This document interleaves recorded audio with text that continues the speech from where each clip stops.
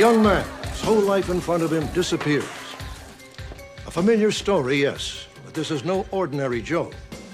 Joseph R. Cooper, perhaps the most loved sports figure in the country, vanished.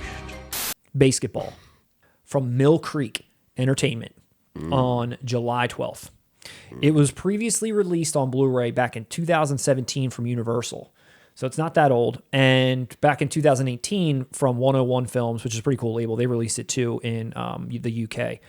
I'd love to know your thoughts because I've never seen this movie. I can remember for when it came out. I actually didn't remember that this was done by David Zucker.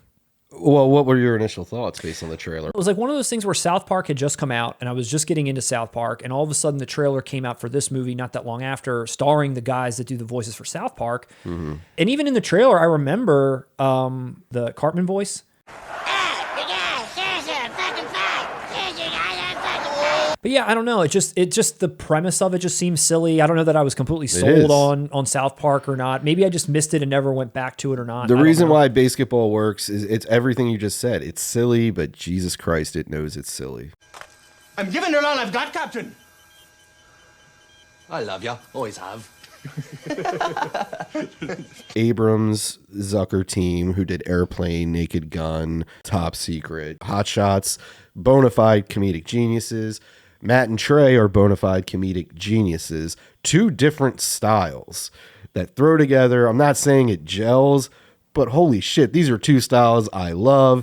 Both sides know this is silly material, so they're just going for it. I remember the day that Trey looked at me and he said, "This will be the stupidest, dumbest movie ever made." And I was just like, we got to do it. Do you think that's why it didn't take off? Because you have two comedic geniuses that like maybe didn't gel all the way? I think it didn't take off because it was a live action film. South Park was so big at that time, and it was a live action film rated R. I don't think adults were messing with South Park just yet. Critics tore it to shreds. Yeah, I don't doubt that. A meaningless project. Maybe we're showing only on a giant video screen in a sports bar where everyone is quite drunk. Unfortunately, I was sober when I saw this picture. This is a film that isn't a good movie. Yeah. It's just silly. It's not meant to be a good movie. Trey Parker even said at one point, he said, I just did it. I knew it was terrible, but it was like, I'm going to work with people I admire. Yeah. You know, and it was like, all right, let's just do it. They ad-lib some stuff. Did you know that it was actually supposed to be Chris Farley in this movie as Coop?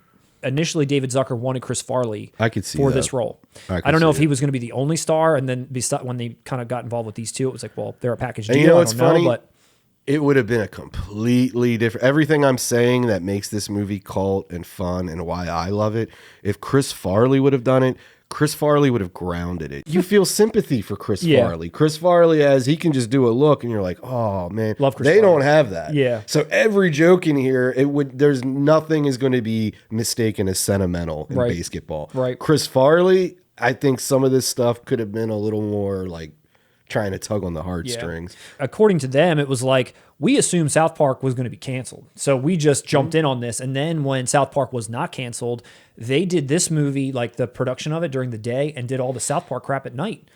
What? Which is actually funny because this one is the only thing that they've ever done where they didn't write, direct, and do like literally everything. They obviously gave suggestions to this movie, and David Zucker probably took them all. If there's a joke in the script and you do it and it's not funny, then you got to change it. You don't just do it because it's in the script. I mean, you're there to make something funny. This is like something that has not really much to do with them completely controlling But it's it. oddly still in their universe because, I mean, there's a character in this movie named Tweak, and that's their friend in real life. He's done voices on South Park. He's in Orgasmo. He's in Cannibal. Yeah. So it is oddly their universe, too.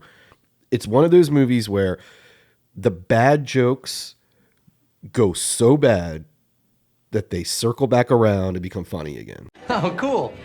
No, it isn't. Jokes that fail, that don't land, they end up being funny because of them. Mixed in with genuine laughs. Yeah. Yasmin Bleeth plays Trey Parker's love interest in this movie, and South Park ripped her to shreds. Steve Forbes, Steve Jobs, Ted Turner, Donald Trump, Bill Gates, and Yasmin Bleeth. Because she was in the news for, I think, getting busted for a DUI and cocaine. Yeah. And they roast her on South Park. And the whole time I watched it, I was like, dude, you worked with her. I hear you. They're equal opportunity offenders, man. Yeah. That's what makes it work. There is no stance on a lot of. We're going to be offensive to everybody. Everybody gets it. Everybody, and not Because everybody deserves it. everything's on the table. We're going to make fun of liberals, conservatives, rednecks, religion. Yeah, dude, everything. Scientology. It's topical, and it's all topical. Isaac Hayes was a voice on the damn show, and they ripped his religion to shreds. As of now, nothing is known about this release other than Millcreek's putting it out, which most people are already saying they're probably not going to do crap. Fuck! I hate this cover art. Do you know why I hate it, Russ? Why? Jenny McCarthy has been removed from it. I love it. Good. I'm glad. And obviously it's because she's not relevant anymore. And when this came out, she was still kind of like a 90s babe or whatever. And when this came out, she was the 90s babe in my heart. And I feel like that was another like reason I was like, oh, maybe I will watch this. Jenny McCarthy, huge crush on her.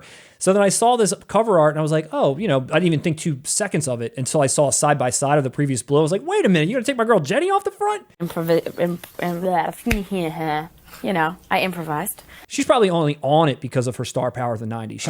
Is she not even a character? She was put on the cover in the 90s because she was the it girl. You need sex appeal. Yasmin Bleeth has more scenes in this movie than Jenny McCarthy. That's what I kind of gathered, that she's probably not even in it. It's not a cameo. Yeah. But I mean, if you add up all of her screen time in this movie, it's less than 10 minutes. Got you. Maybe not even 5.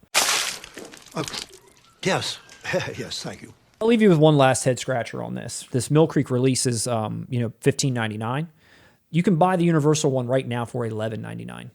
So I don't know what Millcreek is up to here. I don't know if they're in the business to make money or what, but they're in the business of removing Jenny McCarthy from covers, Matt. And then upping the price. Maybe it's going to debut at like $7.99 when it finally comes around. I don't know, but if you're interested in getting it, you can get it from Universal. You can get it from little old Millcreek.